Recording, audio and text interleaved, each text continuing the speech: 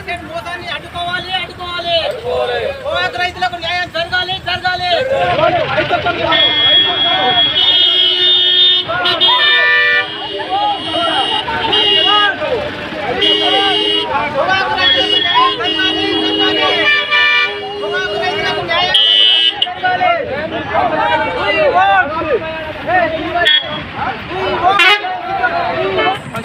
పత్రికా విలేకరులకు నమస్కారం తెలియజేస్తున్నాను. ఇప్పుడు మన రాష్ట్రంలో ఉన్నటువంటి పొగాకు రైతులకు విపరీతమైనటువంటి అన్యాయం జరుగుతుంది. అయితే ఈ అన్యాయం జరగడానికి మెయిన్ కారణం ఏంటంటే పొగాకు కంపెనీలు వాళ్ళ స్వలాభాల కోసం అమాయకమైనటువంటి రైతులను వాళ్ళకు ఎక్కువగా కల్టివేషన్ చేసుకోవడానికి ప్రయత్నం చేశారు. అయితే కంపెనీ బోర్డుకు సంబంధించి తెలంగాణ కానీ కర్ణాటక కానీ ఆంధ్రప్రదేశ్ కానీ బోర్డు చైర్మన్ తెలంగాణకు సంబంధించి 80 మిలియన్ టన్నులకు కొంటానని మొదట్లో జూను ఫస్ట్ వీక్లో చెప్పాడు. కర్ణాటక 120, ఆంధ్రప్రదేశ్ 120 మిలియన్ టన్నులు కొంటామన్నారు. ఆ విషయం కంపెనీలకు తెలిసినా కానీ రైతులను మభ్యపెట్టి 18,000కు ఒక క్వింటల్ ఉంటుందని చెప్పేసి వాళ్ళ నారు అమ్ముకోవడానికి కంపెనీ బయర్లు కావచ్చు, లేకపోతే అందులో ఉన్నటువంటి సూపర్వైజర్లు కావచ్చు, కంపెనీలలో పనిచేసేటువంటి వ్యక్తులు అమాయకమైనటువంటి రైతులకు ఆశ చూపెట్టి 18,000 క్వింటల్ ఉంటుందని ఆశ చూపెట్టి నారు అమ్మిపించి కొనిపించి కల్టివేషన్ చేయడం జరిగింది. ఒక 100 బెడ్లు 200 బెడ్లు ఒక 3 ఎకరాలు 4 ఎకరాలు కనుక పొగాకు పోస్తే వాళ్ళకు ఒక 20 బెడ్లు 10 బెడ్లు వాళ్ళు కంపెనీలో ఉన్నటువంటి సూపర్వైజర్లకు ఇవ్వడం జరుగుతుంది. సీక్రెట్ ఇంక్లూడింగ్ జరుగుతుంది. అది రైతులకు తెలియదు.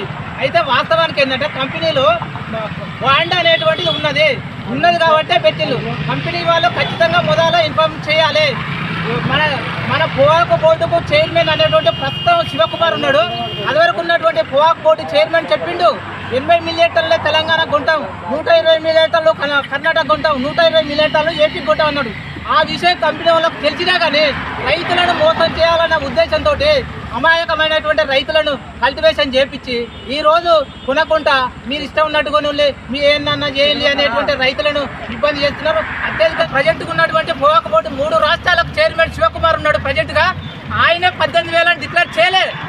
ఫస్ట్ జూలైలో పొగాకు వచ్చినప్పుడు వాళ్ళే రేట్ డిక్లేర్ చేయనప్పుడు ఇక్కడ ఉన్నటువంటి మా డక్కన్ కంపెనీకి సంబంధించిన కిరణ్ కుమార్ కావచ్చు, ఇక్కడ ఉన్నటువంటి సత్యనారాయణ కావచ్చు, రమేష్ కావచ్చు, కంపెనీలో పనిచేసేటోళ్ళు సుతా ఈరోజు పొగాకు నారు అమ్మడానికి ప్రయత్నం చేసేళ్ళు.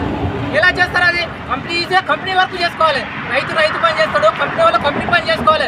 వాళ్ళు బిజినెస్ చేసి వాళ్ళ నారు అమ్మడానికి ప్రైవేట్ సంస్థలతో నార్లు పోయించి వాళ్ళకు లాభాలతోటి వాళ్ళ కమిషన్ల కోసమే ఈరోజు పొగాకు రైతులను అడ్డగోలుగా ఎన్నుకోటి ఒడిచాడు అన్న విషయం నేను సభాముఖంగా తెలియజేస్తున్నా.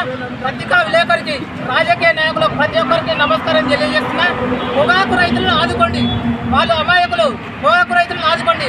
యాజ్ ఎ రైతు సుత అంత కీలకం. ఆర్మీ వ్యక్తులకు సుత అన్నం పెట్టేదే రైతు. ఎస్, ఈరోజు ఆర్మీ వాళ్ళు బార్డర్ను కాపాడవచ్చు.